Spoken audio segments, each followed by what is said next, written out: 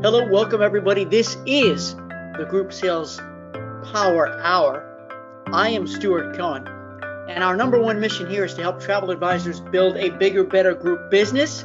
We've been doing this since 2015, and we've got a really big agenda today.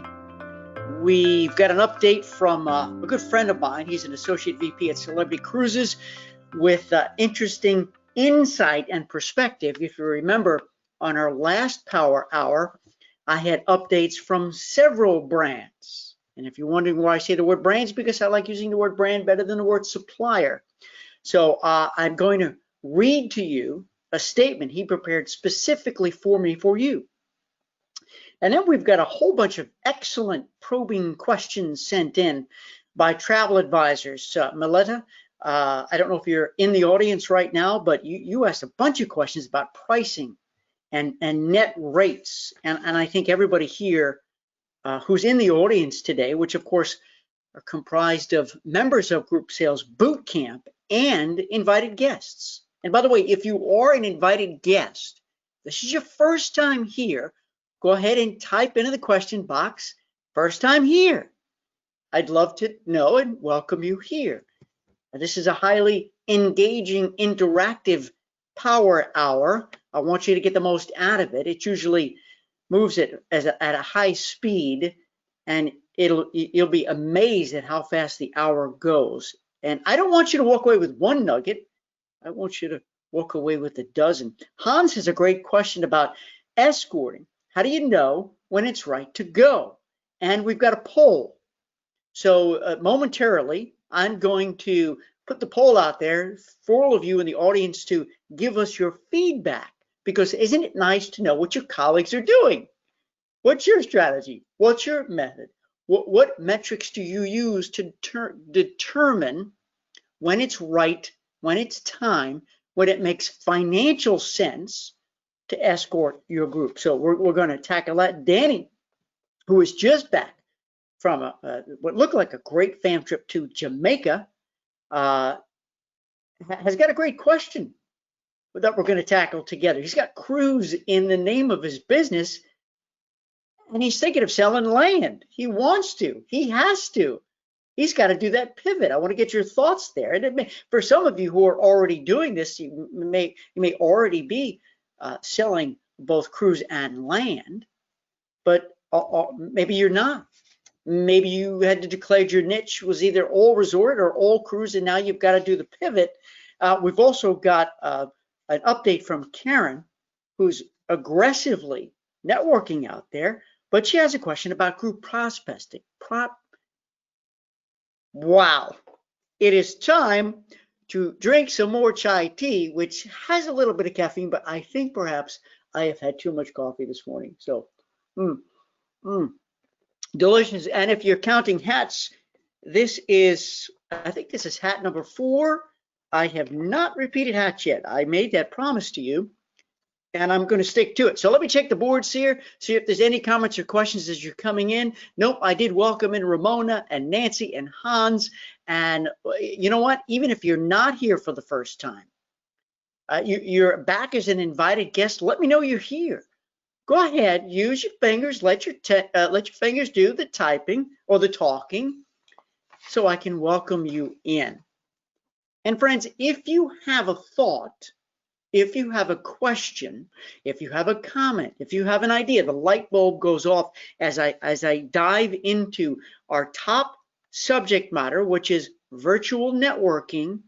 Remember, I always like to kick off these power hours, which is now a podcast, with a profound concept, thought, idea. I don't want you to feel as if you can't contribute, you don't have a say. So make sure, even if I'm yapping away, and I'm going to be yapping away for an hour, and it's easy to do, because that's what my ADHD loves to do, is to keep talking incessantly, as my wife would say. But I hope it will be, of course, of substance. So I want you to type in your thought, your question, your comment, your suggestion, your idea, and share it. That's what makes these power hours so potent, Good morning, Karen. Karen is in the house as well. I got your notes too, Karen. We're going to be talking to you too. But friends, I want to read something to you. This is an article. It's short and sweet. And the title of it is, What's Your Virtual Networking Plan? What's your virtual networking plan? So pull up a chair, take a sip of your coffee. Let's get down to business. Conventions have ceased. Sales meetings have suspended. Coffee shop confabs have dispersed. We're all in danger of losing our networking knack. Commerce continues with or without us. Victory will go to the versatile virtual networkers. That's a mouthful. Let me say it again. Victory will go to the versatile virtual networkers, since so many of us are still grounded. What's your plan? You can wait for the cocktail parties to come back, or you can cleverly communicate with colleagues and acquaintances now. Emails don't count, by the way, unless they're an invitation to chat or an informational follow-up. Phone calls are fine, but so much more can be done. I suggest that now is the time for mini masterminds and tiny think tanks. I'll say that again. Mini masterminds and tiny think tanks. I'm betting that you've got a long list of ideas that need airing, issues that require aspect, viewpoints that need vetting. When you can't score a prized one-on-one with a person of interest or a potential prospect, refocus on authentic engagement. Relational time always beats transactional time. Many masterminds and tiny think tanks build integrity and trust. They resolve problems and invigorate friendships. I believe these forms of virtual networking can bring bigger benefits than the dozen business cards you collected at the last convention. So, mix and mingle, meet and greet, schmooze and share. Gather your thoughts and gather a group. Be a virtuous virtual networker. What do you think? This article really caught my eye, and the reason why it caught my eye is because I wrote it. Oh man, was that nasty? I'm sorry, but I really love this one. You know, I do a lot of writing for Agent at Home and Travel Research Online. This one is for Travel Research Online, and it published on September 16th. I have a column called Motivationally Speaking. And I was on a drive home from our lake house, and this concept hit me, which, you know, about prospecting, sourcing new business, because I need to do the same thing in my business, friends. Not only am I your business coach here in the group arena, but, you know, I have other businesses too. I'm a motivational speaker on that's within and outside the industry. How do I source new business myself? You know, and I really wanted to table this for the kickoff discussion, and then we're going to get to your agenda, which I've already told you. I've got great information to share from my dear friend at Celebrity Cruises, and I've got a series of fantastic questions that were sent in. So this is definitely a variety show, but let's get back to this. Mini masterminds and tiny think tanks. Hello, Kyle. Kyle said sneaky. That was sneaky, I know. Because what if he said, hey, I don't like that article. Who wrote it? That's garbage. I would have said, that's me. And you would have felt bad, or you would have felt righteous. Either way, it was me. So here's my thinking, friends. Obviously, we can't be out there going to all the conventions, conferences, exhibitions that maybe we would normally have. Maybe some of you have, or just beginning to, but for the most part, it's really hard doing the traditional networking, shaking hands, smiling, seeing people, giving them hugs, and exchanging business cards. So I'm going to ask you all to type in right now. Go ahead, I'm going to read them. When I say the word networking, what does it mean to you? What's the goal? What's your goal of networking? Okay, go ahead and start typing in, because I'm going to read that. It will be interesting to see the different perspectives of what you think networking is for. Okay, so I want to tell you that in my perspective, when I go to a networking event, it's rather than, and I do a whole workshop on this, it's not about who do I need to give my business card to. it's really about who needs to meet me. Who in this room needs to meet me? Who can I be a prospect for, and who can be a prospect for me? You've got to have that mindset of mutual gain, friends, versus, and we're going to lead toward my big point and my big takeaway, because I want you to be a virtuous virtual networker. When you network, there's got to be mutual gain. It can't be one-sided. You know this. Hey, when's the last time you went to an event, a networking event, whether it's local or you travel to a conference or convention, and people are coming at you and they're just selling at you? How many times have you been sold at? And you're like, okay, thanks. And they give you a card, and what do you do with their card? Because they never qualified. They just sort of gave you the set speech and were all excited, no doubt. They had passion, but they didn't have purpose. They never checked you out to see if you really need what they've got. You take those cards and you deposit them into the wastebasket. And friends, if you do the same thing at a networking event, right? If you sell at them, not with them, and I'm not talking about selling here, but I'm saying if you talk at them and don't really engage where it's mutual gain, they will take your card and deposit it in the basket. So I just wanted to set the stage for my foundational concept of networking, and it is a give and take. It's not all about you. It's all about them. Who needs to meet you, and who do you need to meet? And the way I like to sum it up is you're putting yourself in opportunity's way. And certainly during these trying times for travel advisors, it's tough to put yourself in opportunity's way. Or is it? Well, it's time to virtually network, friends. And I think the solution is mini masterminds and tiny think tanks. Let me see if anybody's typed in stuff here, what they wrote about networking. This is important. And Karen said she liked the article. Thank you. So Karen said, find out ASAP as much as possible about the other person. Danny said, networking to me is meeting new people, finding out how I can help them, listening more than speaking. Bingo. Nancy says, growth, new ideas, and connecting.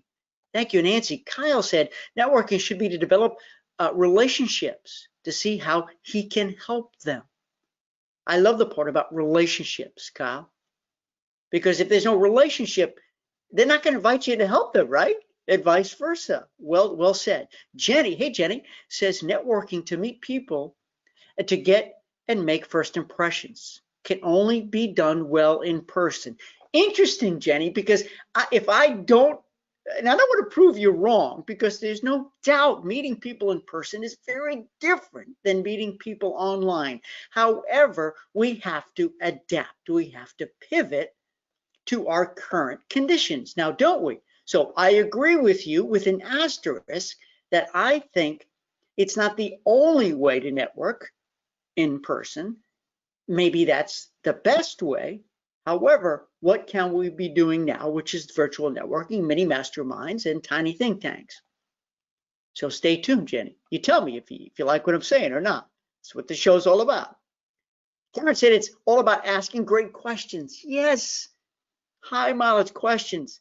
Karen said, I heard the best question for very shy people who don't know what to ask. Quote, where are you from? How long have you lived here? Or what brought you here? Yeah. Nancy, thank you, Nancy, for contributing, says, I want to be able to have live streams on Facebook to start getting noticed by travelers. I want to either interview one of the brands I sell or something from a destination tourist board and gear it towards what groups can do, how they can have a great time at these locations. What's the best way to approach one of the brands to get them to agree to be interviewed?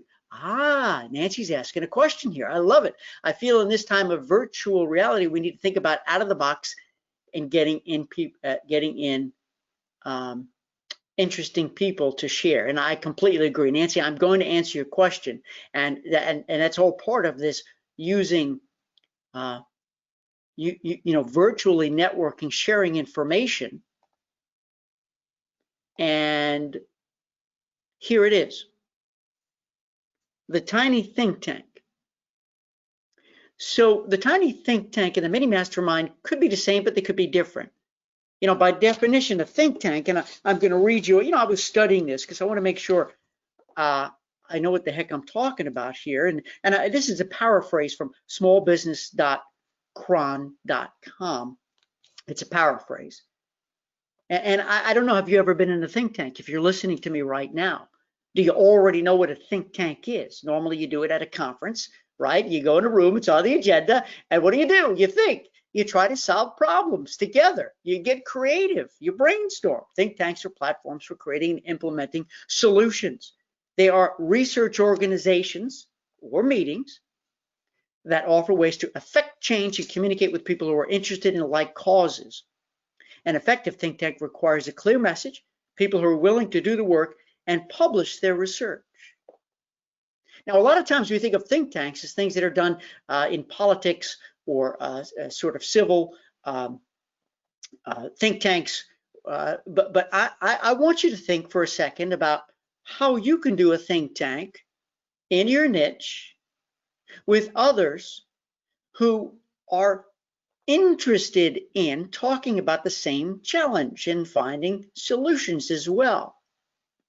So as an example, let's see here. Let's say I'm just trying to think of somebody's niche here. Whose niche? Go ahead, throw out a niche. Go ahead, somebody, go ahead, type in a niche. What's your niche or a niche you want to get into? And don't just say luxury. Don't say luxury because, okay, culinary. Thank you, Karen. Culinary. Okay, what if you got a think tank together? And again, I'm just making this up. What if your passion is coming up with foods that are gluten-free? What if that's your niche within a niche within a niche, and you do group travel? And I know somebody who does. She's in New Jersey, and she's actually a member of Group Sales Bootcamp. However, what if that's your niche? Now, apply this to you, of course, with your niche, because the more fine-tuned niche you have, the better. And in your think tank, you're like, well, how do we deal with when we go out to restaurants on vacation, when we bring snacks? How do we deal with it as families?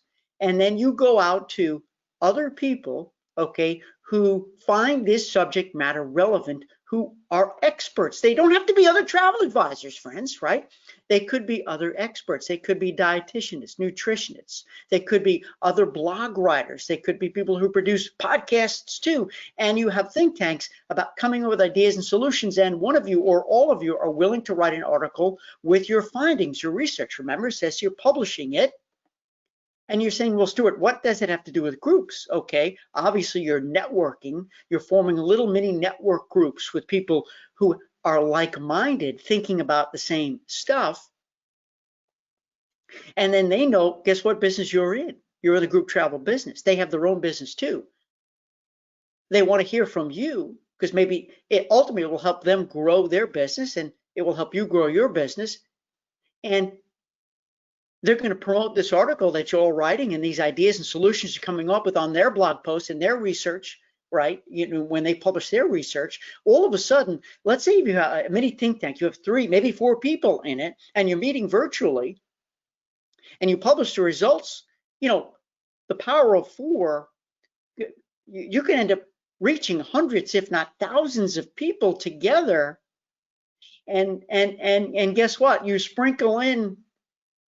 sprinkle in real life experiences when you have led your groups, escorted your groups, and I will have a poll for you about escorting, by the way, so stick with me.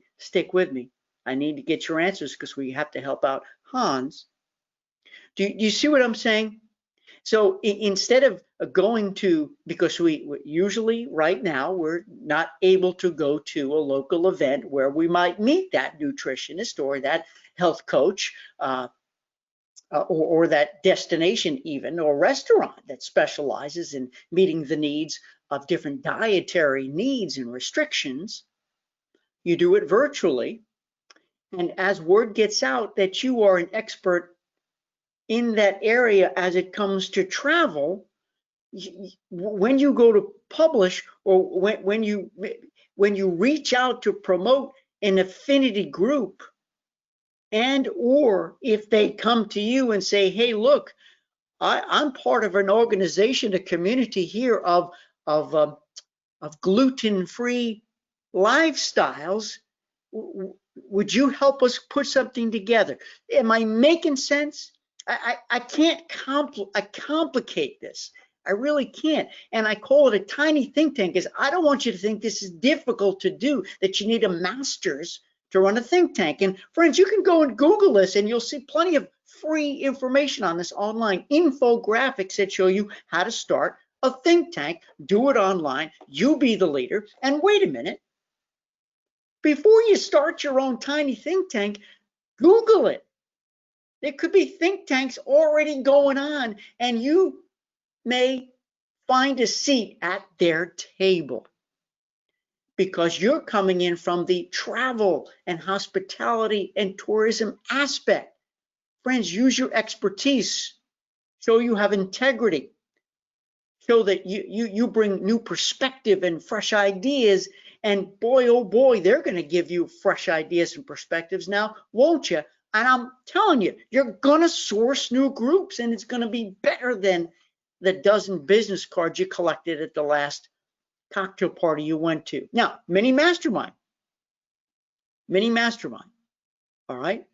You probably know more what a mastermind is, right? And you know, a mastermind could be other business owners in the same business, your colleagues. That's fine. I mean, you may be a part of another mastermind. I'm doing, as Ramona knows, and who else? Danny knows, I'm doing my own mastermind with my dear friend and mentor and competitor, Mike Marsheff, and it's specifically for travel advisors. And well, it was supposed to be in March of this year, then August, and we're looking to reschedule for next year. In fact, I have a meeting with Palace Resorts coming up shortly after this podcast recording. In any case, how I get off track. Okay, the mastermind can be with your colleagues, but I'm not talking about that kind of networking, friends, right now. I'm not talking about a networking group where you get support and solutions and assistance from your colleagues who are facing the same challenges. I'm talking about a mastermind, again, similar to the think tank, but in that field, in that specific field, that niche. And friends, if you're not practicing a niche yet, if you haven't picked it, if you haven't really declared, hey, this is my passion, this is my purpose, then if this isn't encouragement enough, then let it be your big takeaway from today. So our mastermind, I just gleaned this, again, paraphrased from a site called alternativeboard.com, because this is great for smaller businesses who don't have a board meeting, who don't have an HR exec, a marketing exec, a sales exec, for, you know, this kind of stuff. You do masterminds. And it could be called a peer advisory group, but again, we're not talking about that because I'm specifically showing you how to leverage a mini mastermind and tiny think tank for marketing purposes. You're not selling anything. You're only selling your ideas and your expertise. You're not selling any product. But just by participating and showcasing what you know that they don't, that's something. That's something special. You're building relationships, friendships, and you know BNI. You know, who here's a member of BNI? You go around, everyone gets 30 seconds, and everyone's in different disciplines, and you talk business too, and there's business that transacts there. So this is not a new concept. So masterminds are made up of a group of small business owners, usually no more than a dozen. If I'm talking many, make it even smaller, sometimes in the same field, but oftentimes in non-competing industries. There you go. Validates my concept here. Non-competing industries. So Danny, if it's photography for you, you can do this. Hans, if it's the not-for-profit that you do, you could do the same exact stuff. Karen, your culinary tours. You could do the same exact stuff. It could be restaurant, you know, this kind of stuff. We go on and on. Mastermind groups will help proactive entrepreneurs. Proactive entrepreneurs accelerate their personal and professional growth. Bringing together a group of peers is effective because it allows each member to experience new perspectives and deep support. And at the same time, what are you doing? You're networking in a virtual setting. Now remember, you can create your own, or you can attend an existing one. So if you're not really pumped up about creating your own, then go join one first and let that be the driver. Let that kick it off. Watch how others do it. Let me read some comments here. Karen said, this is mine. It's 12 years of doing culinary trips. 12 years. Karen's committed to it. And now she gets invited to speak at events. Right, Karen? You were invited to speak. Did it happen? Did it already happen? At a fashion show. A fashion show. But they needed your expertise. Right? It was just brilliant what you came up with. See, I love the collaborative ideas going on now, the pivots businesses are making. I just read an article locally here. We have an brand new outdoor venue. They open up this brand new, it's part of the Germantown Athletic Center and the Germantown Performing Arts Center. And it's 2.5 miles from me as we sit here right now. That's where I swim. They have an annual half marathon. I do that every year. It starts in the parking lot. And they have a concert series that's second to none. And they just opened up an outdoor venue in the middle of this pandemic. Oh my gosh. So they've gotten very creative. They've involved, and I guarantee you it happened because of networking. Now they're going to do a social distancing outdoor event where there's going to be music. There's going to be a restaurant. So they partnered with a band, they partnered with a restaurant group. They partnered with a catering company. They brought all these other businesses in together. They have created a product and they're going to do business. So why can't you create a mini mastermind, a tiny think tank, and create new business? Karen says, yes, it does make sense. I have a friend who was a dietitian, never thought of doing this. Friends, I don't know why, and this is me too. We get stuck in our own practice, our own profession. And I hear this all day long, you know, and somebody posted we have a Facebook group called Group Sales Success Summit. And I posted this article that I just read to you, right? That was it's in my column called Motivationally Speaking. And she said, I don't understand. I'm looking to get new group business. How will a think tank or a mastermind help? This is how. And I forgot your name. I wouldn't say your last name, but I would say your first name. So I hope you're listening right now to my response of exactly how to leverage these for marketing purposes and make it all gain, okay? All gain, no pain, all gain. Karen says fashion show with the travel theme for the women's club hadn't been delayed till January. There you go, it was delayed. Okay, now I want to get to, so again, if you have any thoughts, concepts, and even if we hang up we end this now, well, it's not going to end now, okay? I want to hear your ideas. Show me who out there is bold enough to do this, either join another mastermind or a think tank or create one.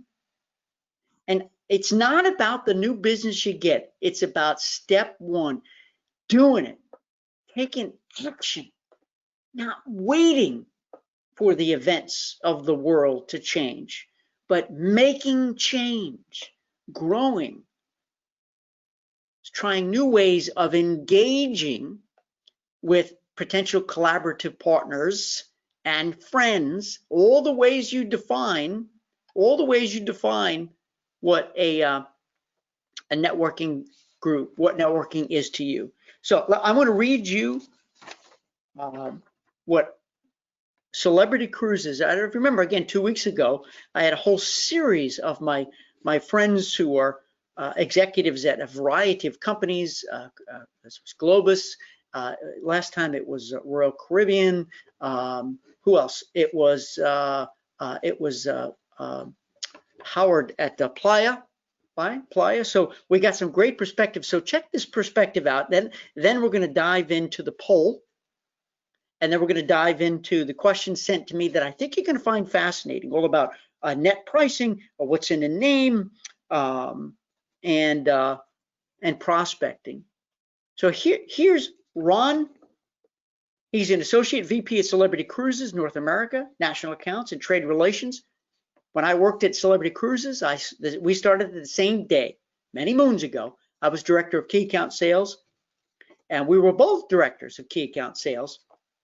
And we've been friends ever since. And I said, hey, Ron, Give me something important, up to date, insight, perspective I can share with travel advisors right now today. And here, I'm going to read you exactly what he wrote. All right, remember, this is an inside scoop. If you don't have group space now, get some. There is pent-up demand for cruise. And once protocols/safety measures are announced and the CDC gives us the go-ahead, which many cruise lines feel would be November, December, the ships will start sailing. And people will begin booking and the prices will go up quickly as the ships fill. All right, so I mean, that's probably fairly obvious to you. But and one thing I want to say is, you know, on this Group Sales Power Hour in my Group Sales Bootcamp, we focus on affinity groups.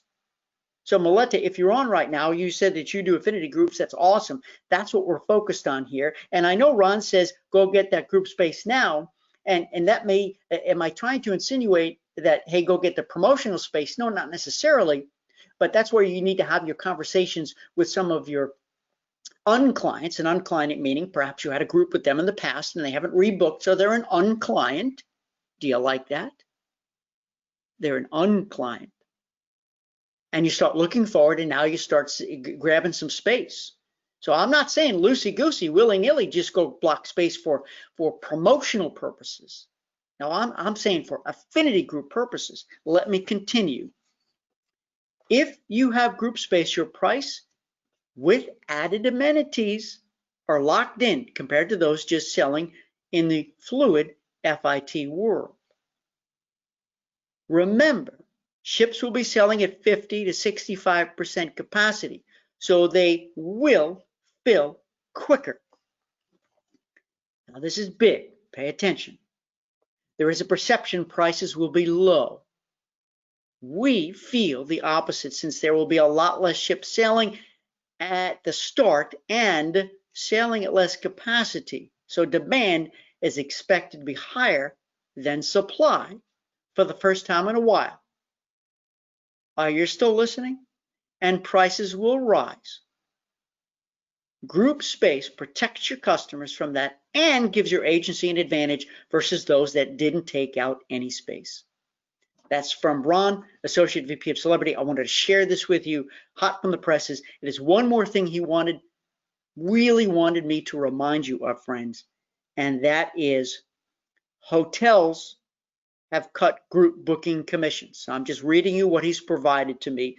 My guess is you read the news, as I do too, but he wants me to remind you that hotel chains have been dropping commissions on groups from 10 down to 7%. Have you heard that? Have you heard that news? And he listed a few of them: Hyatt, Hilton, Marriott, Starwood. And cruise lines remain the same. Commissions remain the same, plus their rewards program. Okay, and cruise lines on average are 14 to 16% on group. So I just wanted to read that there, see if anybody had any comments on that. And I want to go to Nancy's question since she typed it in, and we've talked about this before, and I absolutely want to answer your question, which is that Nancy wants to do live streams on Facebook to start getting noticed by travelers, and she wants to interview the brands, and she wants to know what the best way to approach the brands to get them to agree to be interviewed. So if you've done this, go ahead and type in your solution, type in what you've done, because I know some of you have already done it. And I know that the last podcast, I don't know if you listened to, and I need to start promoting the podcast because it's now on Apple, it's on Stitcher, it's on TuneIn, it's on Spotify, it's everywhere. I'm very, very excited. So listen to it. But I kicked off the last podcast, the last Power Hour, with my dear friend and expert from Amur Waterways. Okay. And he was on, and he gave us his perspective too. And it was amazing. One of the first things he said was, we're begging you, we'd love to. I don't know if he said beg. We want to do live stuff with you. Invite us to do a webinar, invite us to do a presentation, invite us to do a FaceTime Live. So Nancy, here's the really easy answer to what seems like a complicated question you just asked. before you do, put a plan together, a one-page dossier, a one-page hot sheet, if you will. Hey, look, I started off my career out in the field. I was a DSM with Costa and Princess. Okay, I started off in the field, and then I kept growing and growing, and then I became to the manager, then the director level of the field sales team. I'm going to tell you right now, if you want me as the brand to participate, Nancy, I can't see that it's been given no thought. So just get a piece of paper and map out your plan. And this is networking right here. This is beautiful networking. You're networking with them and you're networking with your followers. So what's the purpose of this? How's it going to go down? What do you need from me as the brand to participate? Just ask.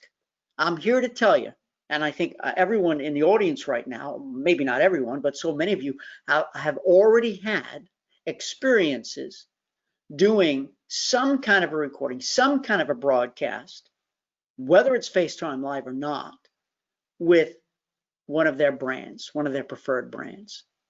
Okay, Nancy said here, we'll interview fellow members of ATTA, Adventure Travel Trade Association, that I've been meeting with for my next article. So she has 3 21-day sessions on WhatsApp. So she's participating.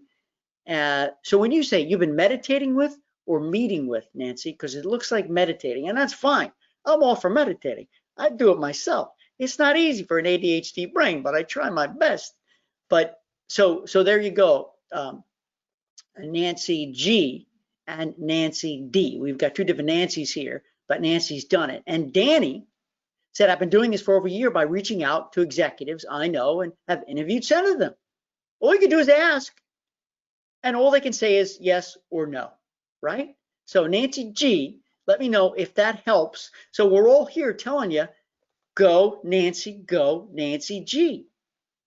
Come up with a purpose, come up with your concept, one page, and get those invitations out, and I guarantee you're going to be successful. I really do. All right, here comes the poll.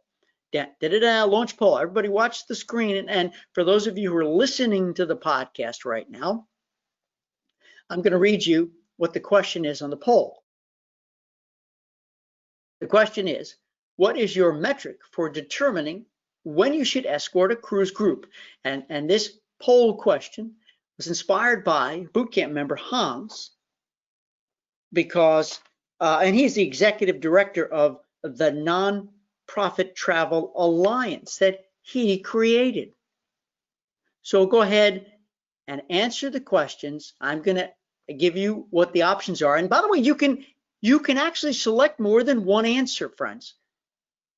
What is your metric for determining when you should escort a cruise group? Select one or more of the following. Is it based on the TC, which is typically earned at 8 staterooms, of course, in cruising? Based on the complexity of needs, not the TC, not the guest count. Based on their choice to have me escort or not. Based on guest count of 20 or more people. Or your other option is I have never escorted any of my groups. So I'm going to give you another few seconds to answer that, because I'm going to read the results. And then we're going to go right to Hans's question, and then Mileta. We've got a lot to cover, and I want to make sure I get to everybody. Where's Hans? Here we go. Here we go. I'm going to close the poll, and I'm going to share the results. There we go. So everyone who's listening or watching right now, you'll see the results. What is your metric for determining when you should escort a cruise group? So we've because you could answer more than one time, 25% of you say based on the TC, which is typically 8 staterooms. 25% of you say based on guest count of 20 more people. So that's a tie. Hans, are you paying attention? And now twice that number of people, 50%, actually said based on the complexity of needs, not the TC or guest count, and it's tied equally with based on their choice to have me escort or not. So hands down, the two most popular answers for what is your metric for determining when you should escort a cruise group is a tie between based on complexity of needs, not the TC or guest count, and a tie with based on their choice to have me escort or not. And something I want to tell you, I'm going to hide the results right now and come back to you, is that look, if you've got a client, and we're not going to dive deep into this, we've got too much else to cover. Maybe we'll do it on another power hour. But if you know in your heart of hearts, friends, very important, listen to me, that you know that whoever the group leader is or the group leaders are, they won't be able to handle the complexities of this group, and there's so much opportunity for things to go wrong, and you're scared, and you know that when they go on their trip, you're going to be awake 24 hours, 72 hours for a week, nonstop, no sleep, because you fear there's so many moving parts and you really should be there. Then friends, it's your job. I don't care if they tell you, we don't need you, we don't want you. You need to say, no, I am not going to do this to you, because I will be awake for a whole week while you're away. Would you like me to list the ways things can go wrong, especially if they've never done it before together, or if it's a higher guest count, but more importantly, if it's a complex group where there's a lot of moving parts? You need to be there. You just need to be there. So I hope Nancy says, thank you, you're very welcome. And Hans says excellent questions, thank you so much. So Hans, I helped with that, because here's Hans's dilemma. I'm working on a cruise group for August 2021, Royal Carib, 7-night Caribbean. I've never had a question about whether or not to escort, because they always want me to escort them. That's awesome.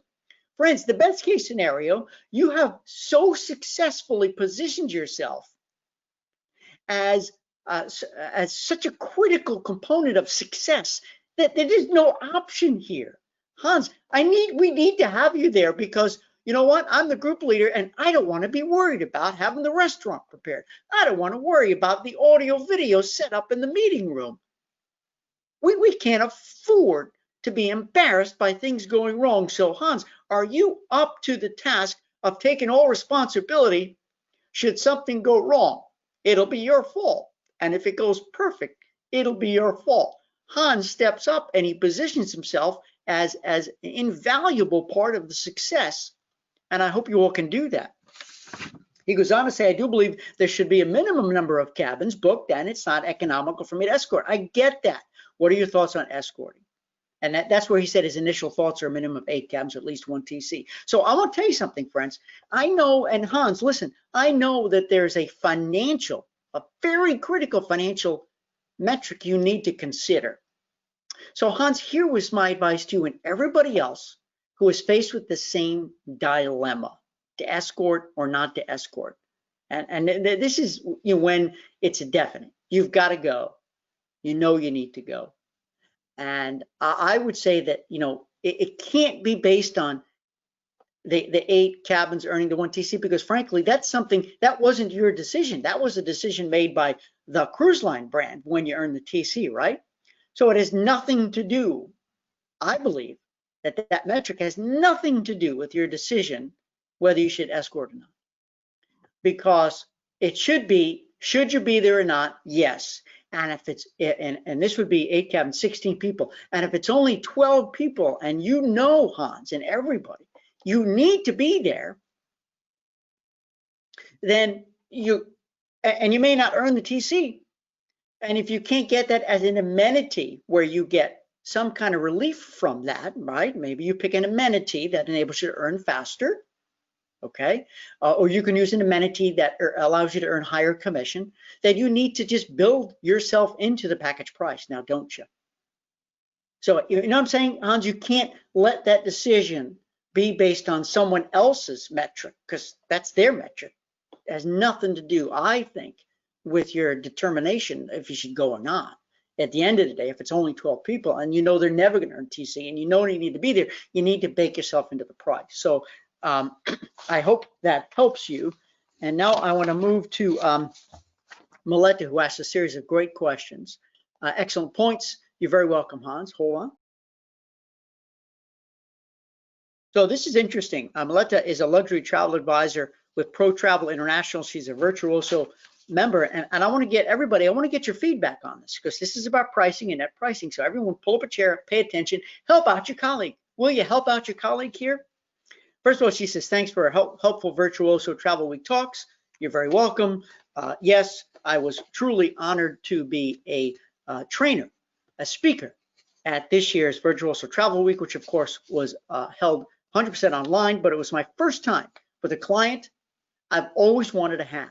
And I was persistent, and I was passionately persistent, and I formed friendships. And you know why I got the gig? Because my writing these articles caught their attention. Hey, this guy Cohen, all right, he makes some sense. He makes some sense. Let's have a conversation to see if he can come help our travel advisors grow their business. Here's what she says. Now listen, because I need your feedback. My groups are primarily affinity cruise groups. Most group leaders are highly motivated and organized. So I have a few questions about net pricing for groups. She asks, cruise lines offer such competitive pricing. How do I offer net pricing? How do you deal with net pricing? So here's my answer to you. You know, with cruise lines, they don't typically offer net pricing. You can always ask. It could be, depending on the size of your group, Mileta, now I don't know, you didn't say it, but sometimes you can get a partial ship charter. Okay, I did that on the river cruise, April 2017, the Ama Christina. I did a partial ship river cruise and I got net pricing. So it is possible to get truly net pricing, but there's definitely going to be different contracts in place. There's definitely going to be minimums. And of course, that's high risk. Naturally, anything in a charter, you're paying up front, you own it, whether you sell it or not. But because you're always going to earn a commission, and listen, everybody, and if you're in boot camp, you know what I'm about to say. You should never be selling the bare bones, stripped down, off the shelf product. Ever. Never in the group environment. Ever. Hi, Ceci. Do you mind me saying hello to Ceci? Dear friend Ceci, I hope you're well. We need to connect. Sorry. I can't see you, but I see your name. And it gives me such a big smile. I see so many names that give me such a big smile. Sorry, back to business here.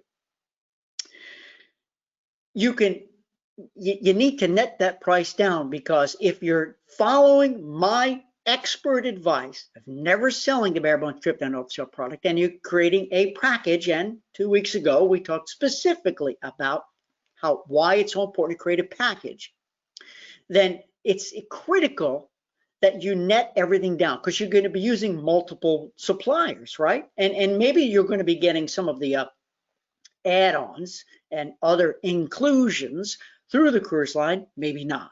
But you may be going outside. You may use peripheral suppliers. You may use a company like Resort for a Day, a company that I founded back in 2008, now owned by World Travel Holdings. But you want to find peripheral suppliers that will meet your needs, and they may give you a commission rate, but there's a bigger chance they're going to give you a net rate. At the end of the day, Meletta, you want to take all the numbers and net it down, and you put the markup in. That is fair and reasonable. Fair and reasonable markup so you make profit.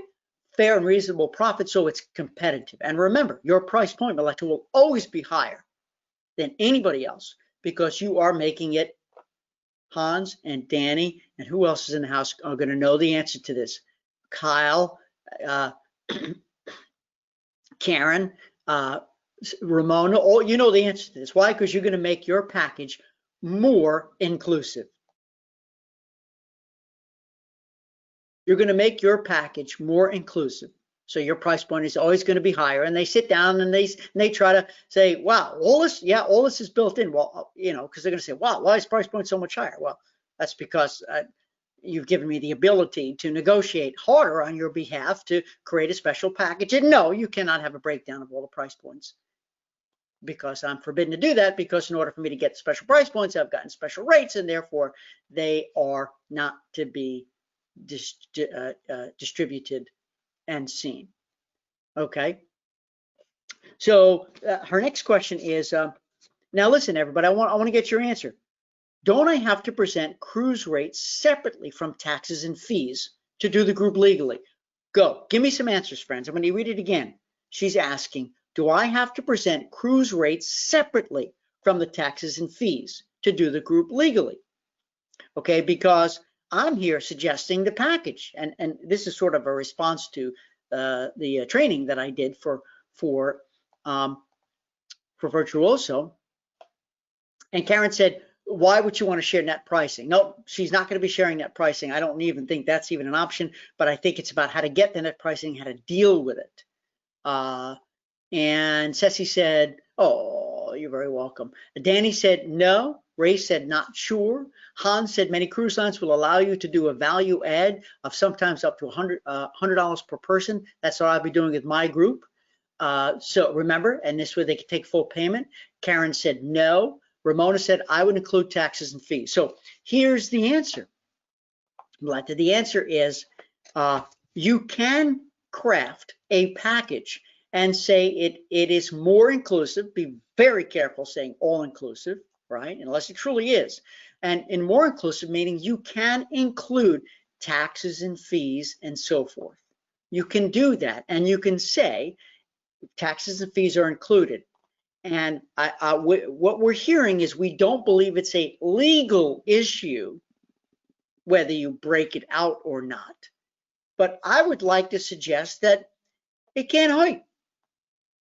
It can't hurt because taxes and fees are pretty high. So you could say, here's your more inclusive package price. Yes, taxes and fees are included, which equate to, or see page 2, which equate to, $319 per person. That's already included. That's okay because they're probably going to scratch their heads. So few travel advisors present packages that they may need to see the number. Oh, okay, so that really is in there. Cool. Okay, and then here's the final question. Am I obligated to give the passenger the cruise line copy of their booking? Am I obligated to give the passenger a cruise line copy of their booking? So I'm here to tell you, and you can go ahead and type in if you want, friends, but I know that you certainly don't want to give the cruise line copy that reveals all the stuff that the consumer doesn't need to see, right? Your pricing, the commissions, all that kind of stuff, obviously. And if you're packaging it, there's no reason why you need to show that. However, right, friends, you know where I'm going with this. They have to see the cruise line terms and conditions, or at least have a link to it. And we all know that every guest, every consumer has to sign the passenger passage contract, right? So there's things that the consumer have to sign, have to see. However, it can be your invoice with your own terms and conditions also, with your own waiver if they choose not to take insurance, which you cannot include in the price, by the way. You can include it. It's illegal to say insurance included. There are ways of building it in, getting creative. At the end of the day, they have to be able to opt out if they want. That's a whole other discussion. So I hope, Melita, that helps. And Karen and Ceci both agree with that. Okay, I want to get to Danny's comment here. Listen, everybody, we've got, oh my goodness, under 7 minutes left, and I want to knock it out of the park because this is really important stuff. Danny said, and Danny's company name is Danny's Luxury Cruise Vacations. So friends, what do you think? Danny says that of course he promotes cruises, but while that will continue to be his full focus, he's working on pivoting and also showing that he's more than just cruises. Now, of course, we all know there are franchises out there. There are plenty of businesses that have cruise in the name, and they also do other business because they don't want to miss out on those bookings. We all know that some consumers, some clients will do a cruise, let's say every year, and in between they'll do a resort, right? We all know that's obvious. So so he's saying that, he believes it'll not only help grow his all-inclusive business and show prospects and clients that it's okay to travel, because he just came back from fam trips, but he's specifically going on fam trips. He's just back from Jamaica, where he's visiting some of these resorts to showcase that he's going there too. He's not just talking the talk, and he's promoting this. So here's what I want to say to that, everybody. If you've got something in the name of your business, and let's say it's cruise, or let's say it's just resorts, and you want to pivot and also sell other product, I think that's great. I think that's fine, especially these days, because you would rather capture more of their business than lose some of it, and you may have an expert on your team or a colleague to handle that if that's your expertise. However, what Danny's doing is he's demonstrating. So there's two things here, friends. Listen up.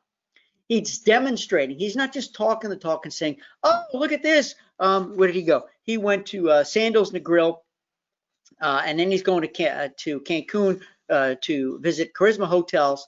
He's going there and showing, "Here I am at this resort." So he's walking the walk, not just talking the talk. And he's taking pictures, he's showing video, he's sharing it with his clients. So they say, "Oh, look, check this out. Danny's not all about cruising." But Danny, here's the second thing you need to do. Listen, everybody.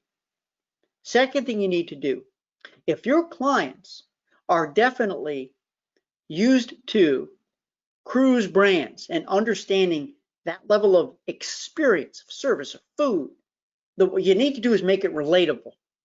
So when you talk about Sandals and the Grill, when you talk about Charisma Hotels, what I want you to do, Danny, and everybody, is relate it to a similarity. Every sentence should say, "Okay, at this resort, we've got this," which is similar to what you'd experience on Regent, on Silver Sea, or if you get the penthouse suite on board this Norwegian Cruise Line ship. You see what I'm saying? Because maybe in their world, they've only cruised, they've only talked cruise, and maybe you're tempting them, teasing them, intriguing them. Hey, maybe I can get the same level of luxury experience at a resort. You follow what I'm saying? Make it relatable. Say, "Hey, if you're used to receiving this on the ship, well, you can't really get this at a resort. However, here's how they handle this." You see what I'm saying? Connect all the dots so that you're talking cruise and resort. You're proving to people that you're not getting away from your passion and your purpose to sell a luxury cruise vacations, but you're showing how the resort is also a comparable option. You want to show comps, C-O-M-P-S, comps. I hope that helps. Hey, Trinita's in the house. Okay, so Danny, I wanted to get to that. And then I have here, hold on, nobody leave. By the way, we started off with this conversation about tiny think tanks and mini masterminds. I'm really serious. Have I inspired anybody to do something like this? I want to know. Give it some thought. And again, the more defined niche you're in, the better it will be to come up with a tiny think tank or mini mastermind that you could do virtually. And you will collaborate, you will network. It's virtual networking, friends. That's what it is. It's networking, and it serves a greater purpose. All right, we're going to end with this. Karen from South Lake Travel, she's a CTC. She says, "Suddenly I'm in a panic. Time is racing now, and we're about to be in the fourth quarter pretty quick. I'm excited. I've had 3 amazing bookings this past week." Everyone, give it up for Karen. She's had 3 amazing bookings this week. That's awesome. I love to hear it. I love to hear good news like that. Along with a new destination wedding in April. But she's in a panic, thinking I should be getting more done to prepare for 2021. And Karen, I hope you don't mind me sharing, because it's all about inspiring each other here on this Power Hour podcast. She's sending out a great article that she found in Luxury Travel Advisor to her A-list of people, 25 people, but it's her A-list. I love it. How many of you are sharing interesting articles with select clients or unclients, as it were. She's sending out postcards to the others, right? You can't send the same thing to everybody, friends, because they're going to get off your list because they realize you're not talking to them. And finally, she's getting a newsletter out, and one to brides, because that's a specialty as well. Remember, Karen was on before, and her culinary travel is really her purpose and passion. But she says, "I don't seem to find time in the week to do any prospecting for groups." So I don't know. I know, she says, she's saying to me, "I know you don't like prospecting for groups per se, but what should I be doing? What should I be going after?" So look, listen, everybody, listen.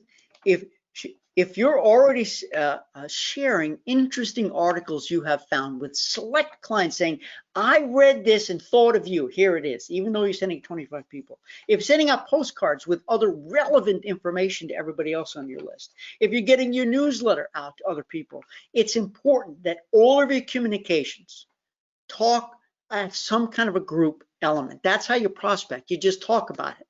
When you led a group to blah, blah, blah, you blah, blah, blah. Or I can't wait to go back with a group to do this here.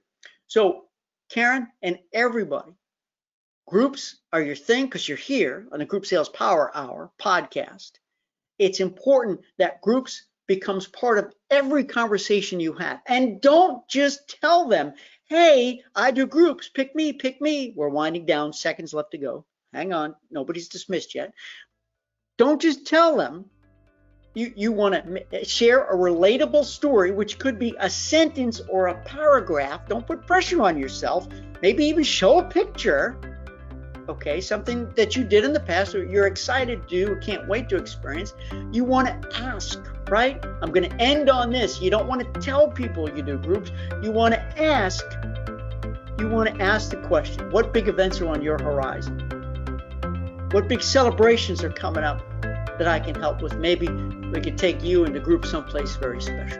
And there you go. I hope you've enjoyed today's Power Hour podcast. Send me your input, feedback, comments, suggestions, and ideas. Remember, tiny think tanks and mini masterminds are brilliant ways to virtually network when it's real hard to do it in person today.